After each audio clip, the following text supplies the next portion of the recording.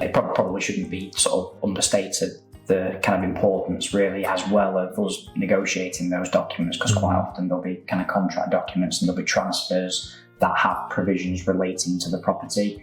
We will want to make sure that we're sort of getting the best outcome for our client and making sure that the client sort of fully understands exactly what they're signing up to and taking on.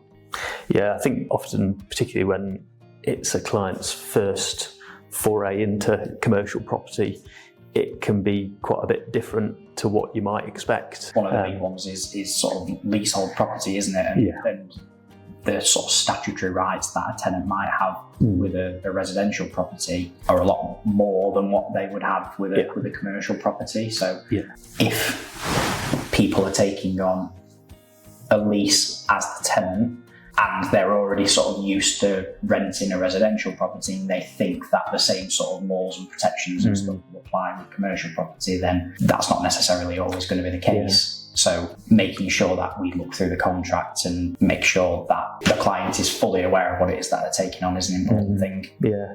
If you look through a contract and something's in black and white, often there's some legal principles that play into that, which won't necessarily be written down in the contract. So it's not necessarily even what's written down as to what you're going to get. So, often we're sort of advising on and talking through those things as well. VAT is another issue on commercial property, which won't be familiar to certain sort of people with residential sort of work. There's often different ways that you can structure it from the start in order to make that more beneficial and save money and costs sometimes. Yeah, because the last thing we want to do is sort of take on a job where there's VAT payable and the client not realise that until the last minute, and actually that's a bit of a deal breaker. We kind of want to get involved right at the start and be able to advise the client properly. Yeah, and it may be unavoidable that that's payable, but at least if they know about that from the start, they can probably plan, get facilities and things in place to do that, and at least they know.